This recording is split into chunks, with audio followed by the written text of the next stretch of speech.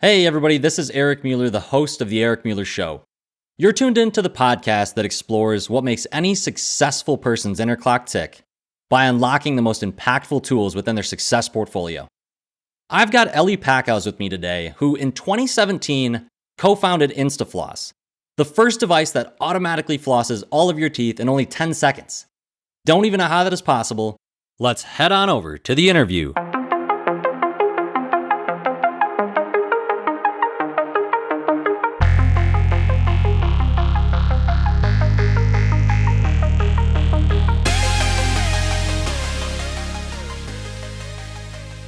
But Eli, welcome to the show.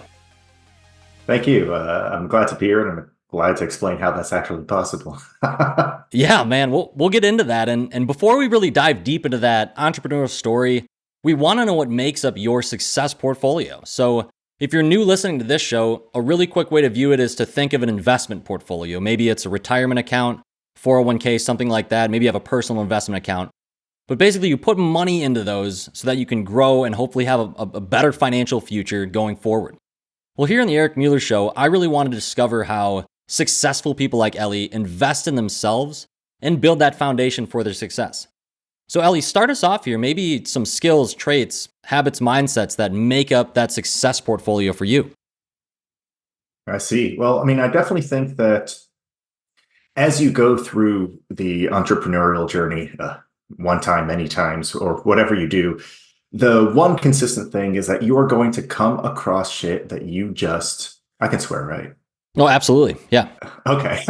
You are going to come across shit that you just don't know how to do. It's a constant barrage of, I have no idea how to do this. You're going to come across legal stuff. You're going to come across financial stuff, books, balancing stuff, terms, hiring people, marketing, engineering, whatever.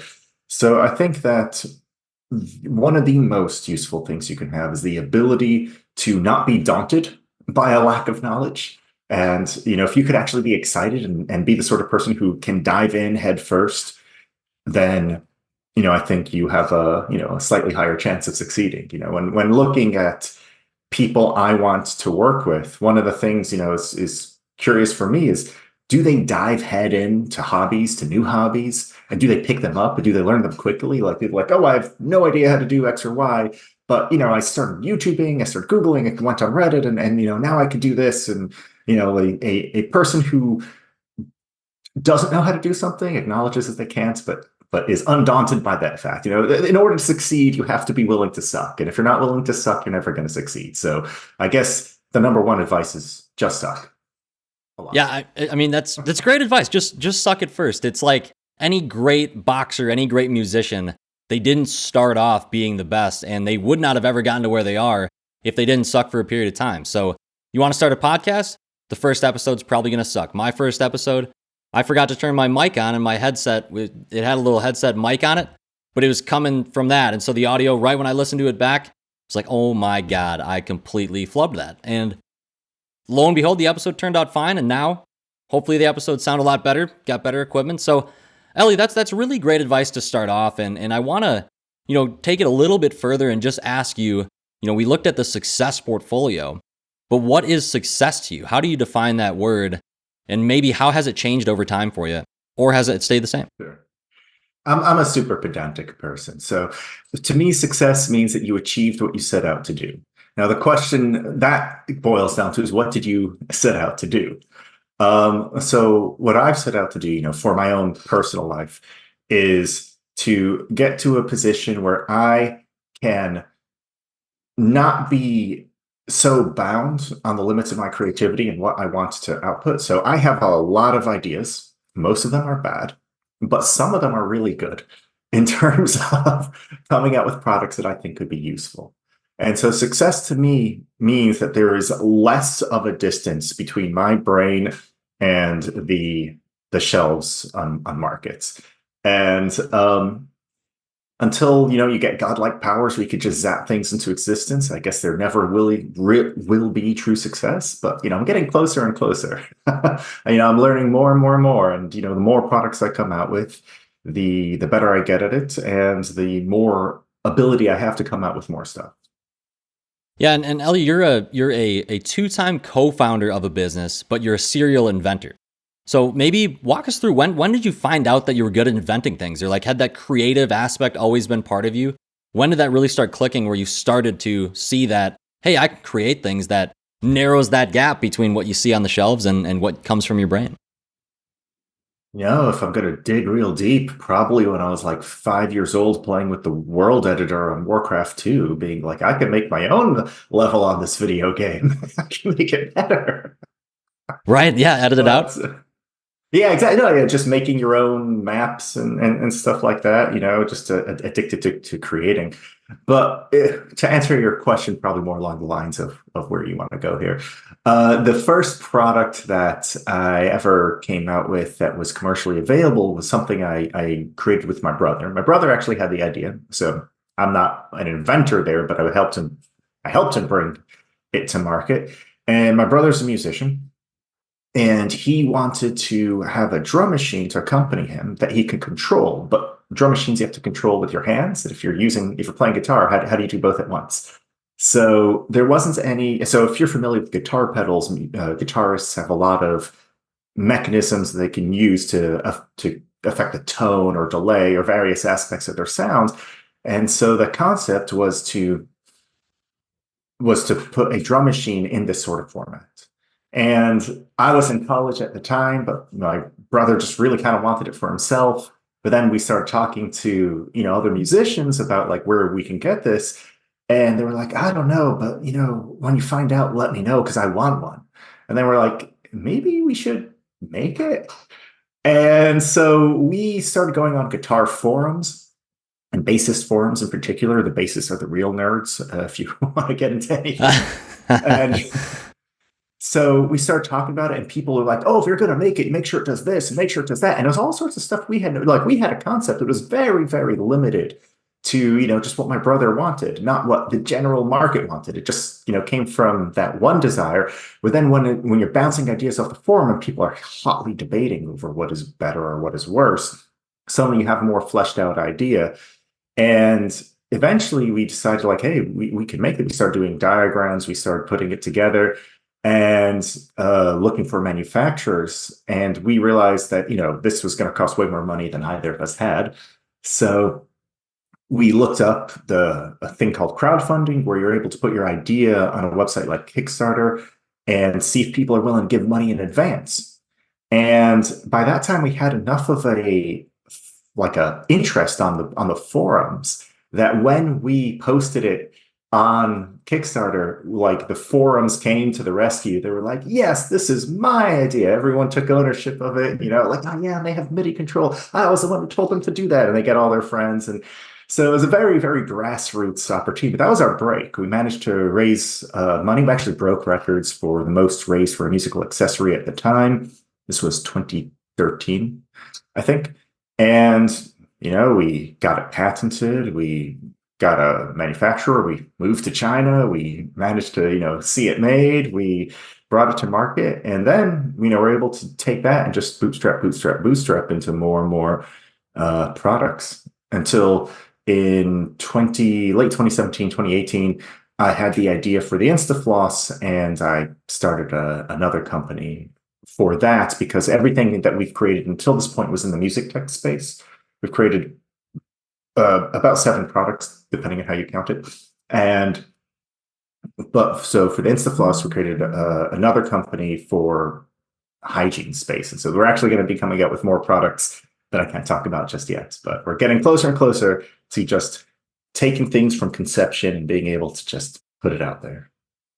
Yeah, Ellie, that's so cool, man. I mean, that's really like, the 2013, you have, a brother that's a musician, you have a need where you start to think, why does this not exist? Kind of, he notices, I need this, I would like this.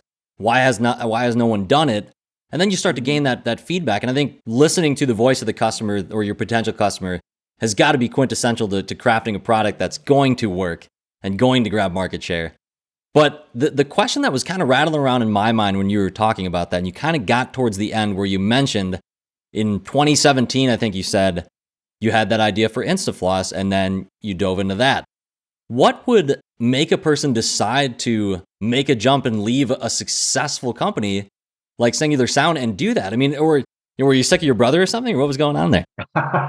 No. We have a very good relationship. We see each other frequently, and we still consult on everything regarding both of the businesses.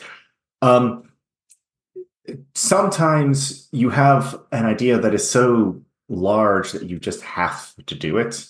That even though you've got something that's going good, you know you're going to regret it for the rest of your life if you don't actually pursue a big one. And the thing about musicians is that, a very small percentage of anybody plays an instrument. Smaller percentage play it well. Smaller percentage are so serious that they're going to buy gear for it, and a smaller percentage of them are going to buy the gear that we invent. But everybody has teeth. Everybody ought to floss. Nobody wants to, but they would if it was easy. So I just knew that the potential to actually create something that lots and lots of people could use was something that I could not ignore. I couldn't sleep for months. So, really, maybe to answer it cynically, I did it because I had to go back to bed. Yeah, there you go. Yeah, it's one of those. It's kind of one of those maybe debate points where you talk to people that are thinking about entrepreneurship or they want to, get into business for themselves. And you have the talk of, should you be broad or narrow? Should you be more niche, less niche? And, you can think of things where, obviously, like you just kind of clearly laid out with specified music products, you're going to be looking at a very targeted customer. You're not looking at a beginner guitarist for this product. And, with something like Instafloss, it could be, like you said, everyone should be flossing, an ideal world. And your dentist, I'm sure, tells you that. But, you think of like, what are the challenges with going with a more broad product? We'll get into the specifics about, how Instafloss came to be in the early stages and then talk about the product itself. But really, what was, what was the moment where you realized that you were going to be able to create it where it was going to impact the masses and was actually going to work, was actually going to be something that could become a business? Because a lot of people I feel like a lot of people have innovative ideas and it just never seems to go anywhere. They just think, oh, nobody's done it yet, but there's got to be a reason for it. So your question is, what was the moment where I realized it was actually going to work? Yes, exactly. The So you could break this moment up into a series of smaller moments because nothing, I'm not going to say nothing, but at least in this instance and every instance that has ever happened to me or that I'm aware of with anyone else has never been one lightning flash moment where suddenly you have the idea and you're aware it's going to work, or there's one test. So look, the first thing was coming up with a design that I thought would work. And then you're doing sketches and there's all sorts of reasons why you think it would work until finally you come up with the one concept. You're like, this is going to work. They go, but wait a minute. Do I have enough power from the wall to power this? Is there actually, like, can this be done physically? Like, what are the physics? So you go from your conceptual drawing to actually doing the math. And this is where I actually had my co-founder, who's a PhD in engineering, was the one who really did this analysis. Then you have another aha moment. It's like, not only does it look good on paper, but the math works out. Like, we can actually do this. And then you're like, oh, okay, but, can we patent it? Like, is someone just going to steal our lunch? And then you do the patent search and you look through it and you find out that, like, oh, it hasn't been patented. So, that's another, like, oh yeah, it's going to work. We can actually make a business on this. And then you actually apply for the patents and maybe they won't give it to you, but then you get the patents. You're like, yes, we got the patents. So we're actually going to do it. And then it's like, okay, but, can we actually make a prototype that works? And you start building something. And then, when you actually feel it for the first time, you're like, oh my God, this is really, really, really going to work. But wait a minute, can we actually manufacture this at a price that people can afford? Like, what if it costs $10,000, to make? Like, then we're screwed. Like, we're never going to. And so you start doing the engineering and the prototyping and getting quotes. You get a quote and you're like, oh yeah, we could actually manufacture this at something that's like within a consumer price range, and on and on and on it goes. And the truth is that, like, you don't know until it's something you've already done in the past. So there still are open questions like, oh, is this something that we can sell? Can we exit from this? Can we, really take over the market? Or are we just going to be a small player in the market? Or can we get dental acceptances? Can we be number one? So there's all sorts of questions that have been answered and will remain to be answered. But it's one of those things where people like, they're kind of expecting a movie where it's like you see something, there's a problem, there's a resolution, and it's happily ever after. It's never happily ever after. We've reached many, many, many milestones, and it's still not happily ever after, and it never will be happily ever after until you exit, and then it's not happily ever after because what the hell do you do with that? So, to answer your question, no, you never know anything.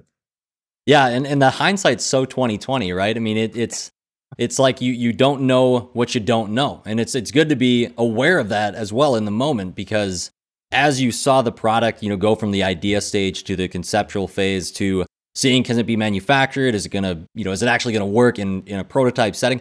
Like all that exciting stuff that happens, you probably think back and realize there could have been things you did differently to make it work better or whatever.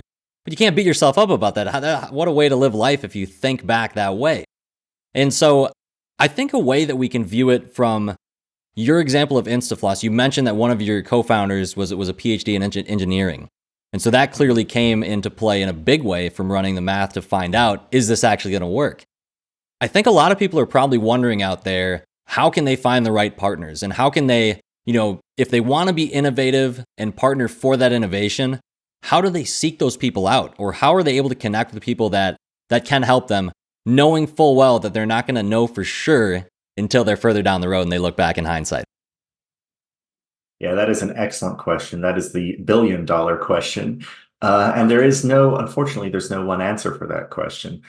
I would say that a good place to start where it's like, it's not even necessary because you could have people, let me go there. One good potential place to start. It's perhaps not necessary, but it is a decent heuristic, is if someone has done it before.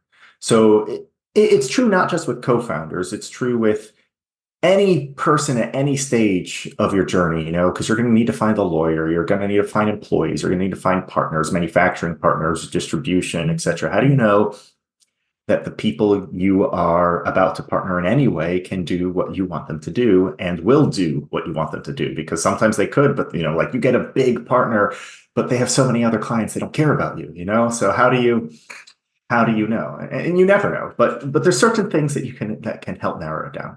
So one is, have they done it before? If they've done it before, there's a possibility that they could do it again. One pitfall here, though, is sometimes people exist in a world where their one skill is taking credit for things. They didn't actually do it. So I learned this the hard way when it came to actually as the first company was growing and we were hiring people. At first, I was very naive and perhaps ever so slightly stupider than I am right now. And come on now. Hey, it's. I really don't want to be blindsided by thinking I know something. That's the one key. That's the one advantage you can have. And so I was very, very excited when certain people worked for very large corporations. Like we had a person who was a project manager at Google, and we're ahead of a large programming team. And we're like, oh, we're doing a software project right now. This seems like the perfect guy. But then like it ended up being a boondoggle, and it's like, the larger the corporation, the more room there is for your one skill to have been just like office politics.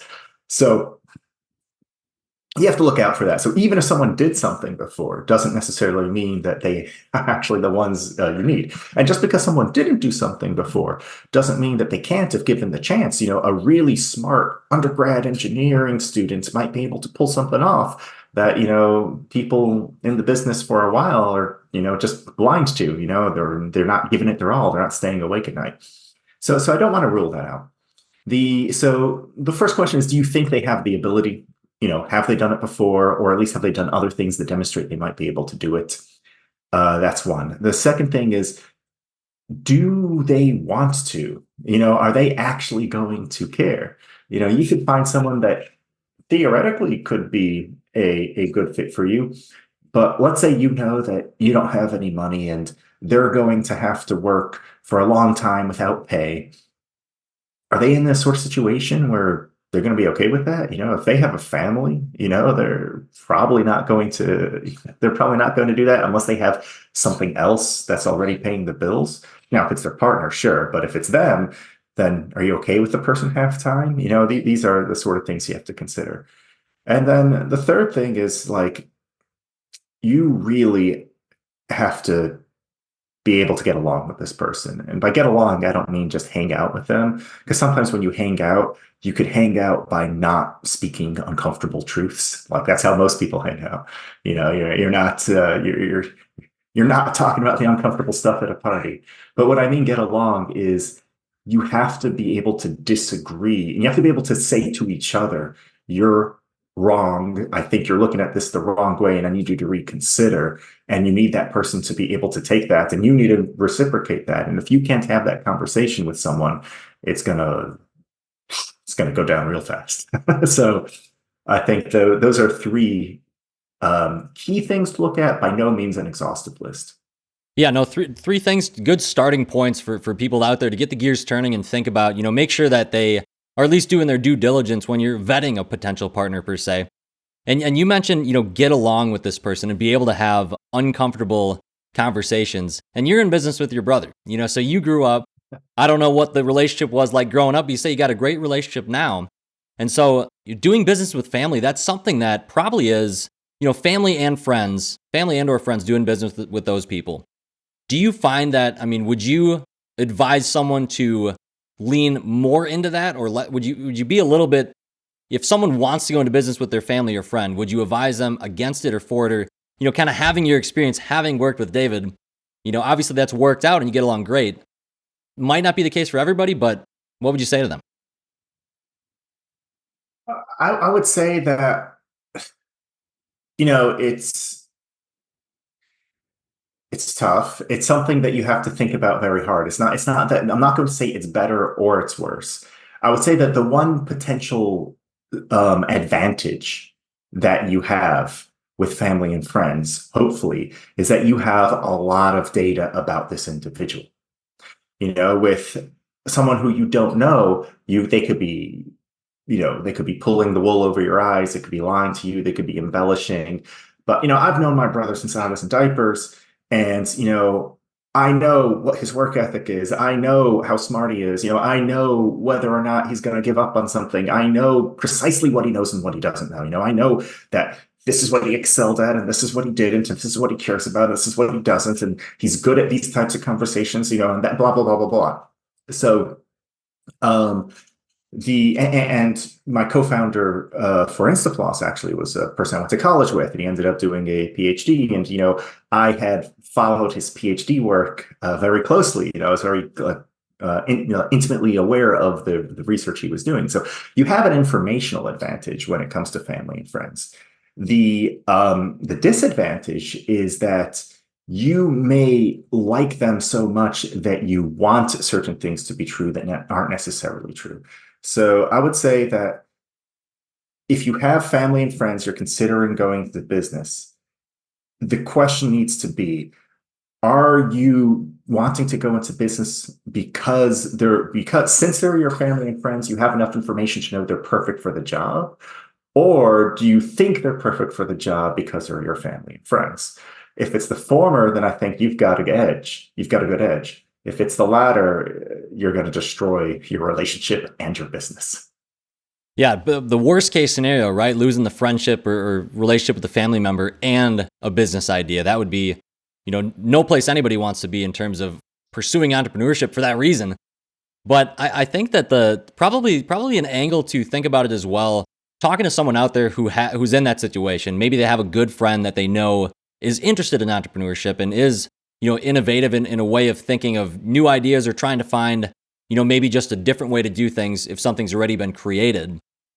Is there maybe a template, of questions or something that they can, let's say they know the person pretty well and they're like, we're pretty good friends, but, I'm not married to them. I don't necessarily know their habits. I don't know if they're going to be good with deadlines. I don't know how accountable they're going to be. I don't know if getting into business with them is going to be the thing that ends the friendship, kind of putting the cart before the horse a little bit there, and you can't obviously see the future, but if we have someone out there, would you advise any, an interview, a mock interview, or like, is there, you just take them out to coffee and chat for an hour and just kind of see where it goes? Is anything we can advise that person?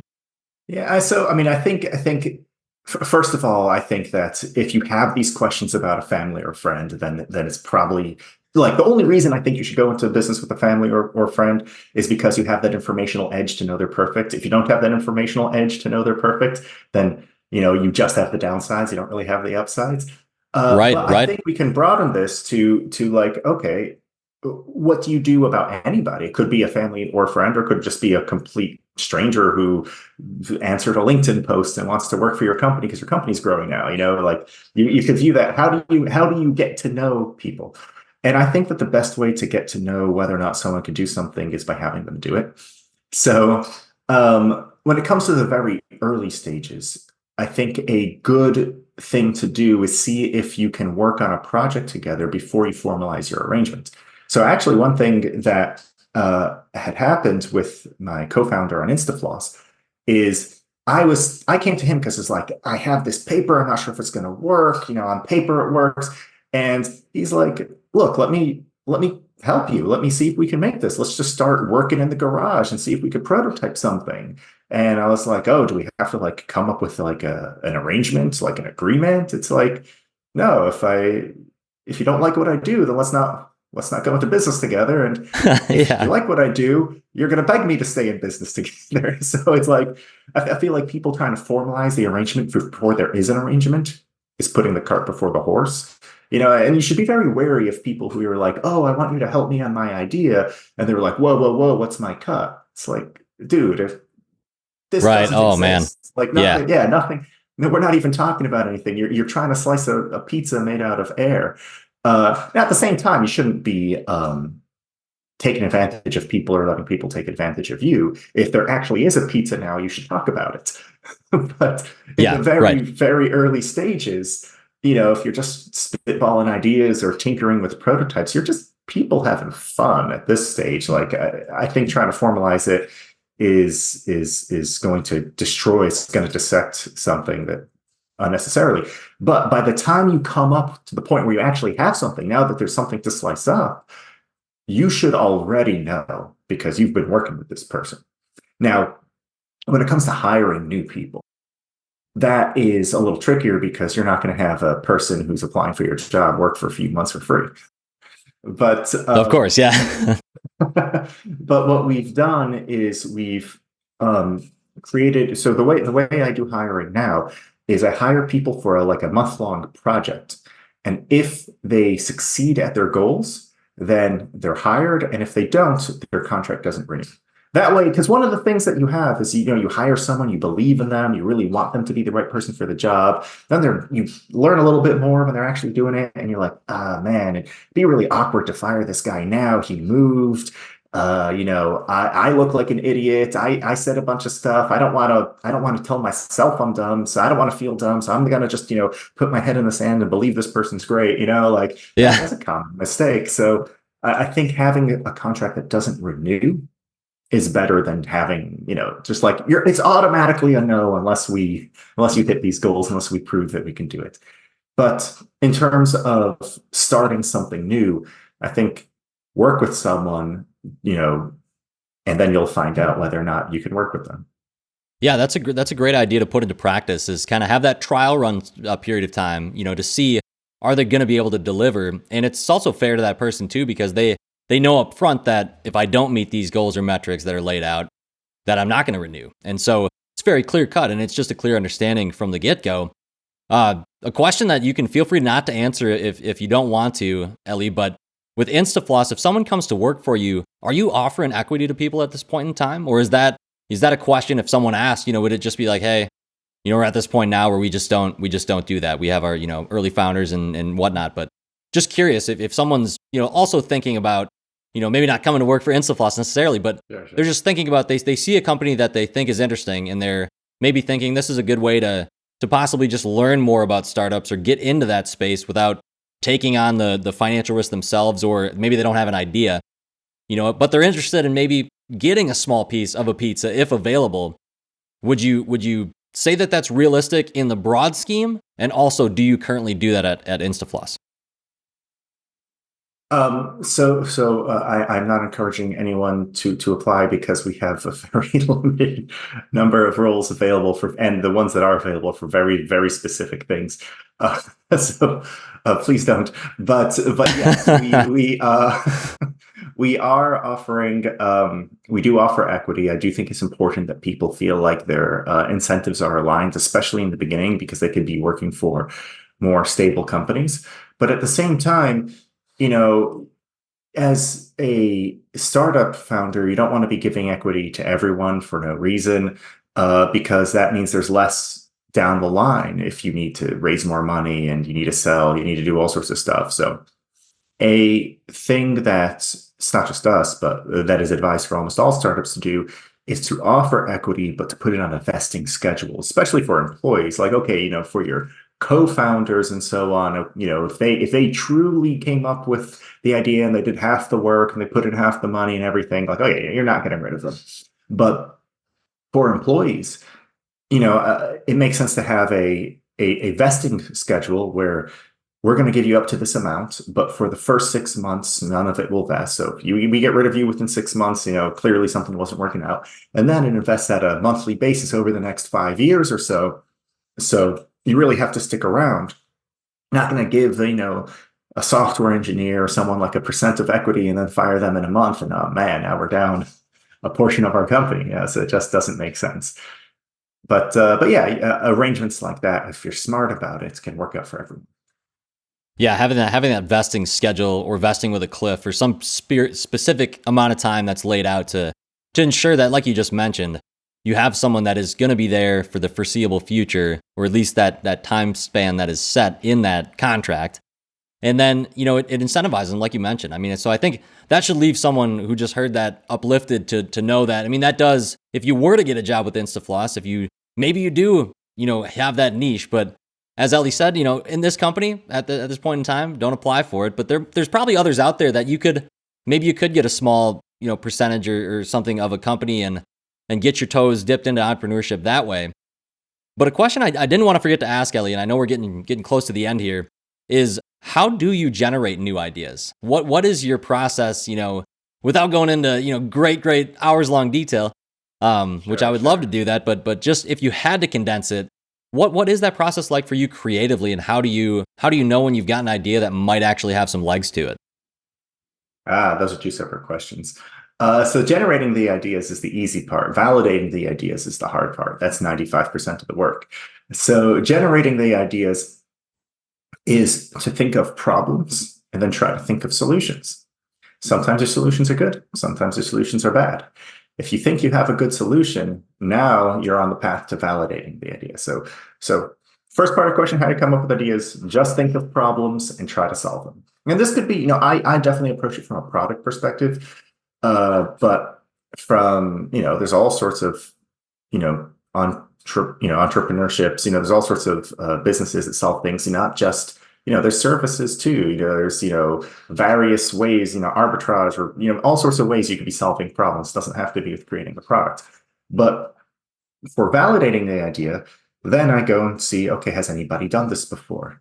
If nobody has done this before, at least from my perspective from products, has anybody patented this? Okay, if nobody's done this and no one's patented it, okay, we're on a good step, but no, now it's suspicious. Why hasn't anyone done this? And why hasn't anyone patented it? What are the other solutions, for this? Are they better than my solution? Then you go and, okay, well, maybe no one's done this because the product won't work or the idea won't work. So can this work? And so that really is a deep dive, depending on what it is. Then it's like, okay, if this can work, can actually work at the correct price? And that's difficult to do because you have to learn a lot about what you're trying to make. A lot of people, they just assume like, oh, this thing, I can make it for whatever. Like, based on what? Have you made something before? Have you actually manufactured something before? Do you really know what it's going to cost? Even, this is my 8th product, and I'm still surprised when I get quotes from manufacturers on ideas, and I have a basic conception. But then it's like, okay, we think we could get the pricing done. We think the product would actually work, and we think we're solving a problem better than anyone else has solved it. And it's not being done in any way like this. Okay, well, is it worth pursuing? Just because you can pursue it doesn't mean that it's actually going to be net positive. Is this something worth investing your years and money into? Well, what's the market size? How, if you're solving a problem for one person, and you're going to have to work 10 years to solve it, it's unlikely that that's going to work out. So then you have to validate the market. And then once you do all of that, now you have an idea that maybe you could do if you work really hard, find the right people, find the right ways to get the resources to get it accomplished, and get lucky. Yeah, I mean, that's really kind of the way that I would say from an idea generation standpoint. I'm glad I'm glad I asked a twofold question, because the way you answered it was fantastic. But thinking of the problems and thinking of the solutions, you're obviously, there's going to be a lot of problems you can think of that don't have easy solutions, good solutions. You'll probably be able to weed out those things where you think, and think personally within your own life. Do you think of the problems that personally affect you, or do you think more broadly of just problems you can think of in the world? I mean, are you looking inwardly or outwardly for the most part when you think about that, Eli? So both, you have to think about it from both perspectives, but I find that I have the best edge when it comes to things that I'm familiar with. So even if it's not necessarily a problem for me, but let's say I know that my niece is always like tangling her hair in her hairbrush, and I'm just very aware of how much time she spends doing this and something like that. It's like, it's not a problem for me, but I'm really aware that this exists. Start thinking about different hairbrushes to design.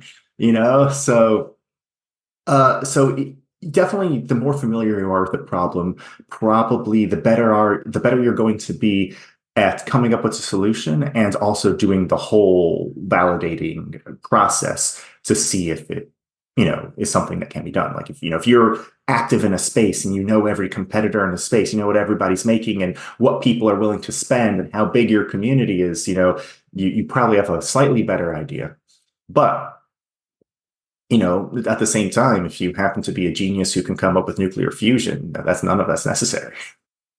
Yeah, absolutely. Yeah, I think that should provide, a lot of insight for anybody out there thinking about how the heck do I create, a product, or how do I even start with innovation, thinking about problems, trying to find solutions, but I'm glad you said that, Ellie. Looking at things that you are at least a little bit informed about, maybe to start, and then you'll probably find out, okay, I know a lot more about this than I thought.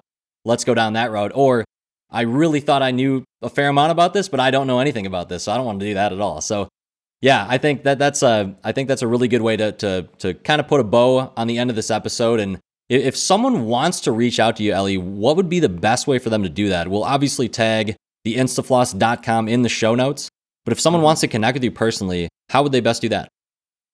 So you should go to instafloss.com and click contact. You can contact smile@instafloss.com. It won't go directly to me, but it will be vetted, and then it will go to me. There you go. Yeah, I'm not gonna throw out my personal email on a podcast, but if something should get to me, it will get to me through smile@instafloss.com. Fantastic. Well, Eli Packouz, the co-founder of Instafloss and a serial inventor, we really can't thank you enough for being a part of the podcast today, sharing with us all these wonderful insights on how to partner for innovation. We'll look forward to following your journey, and we'll catch up with you soon. All right. I'm glad, and I'm looking forward to seeing what everyone else comes up with.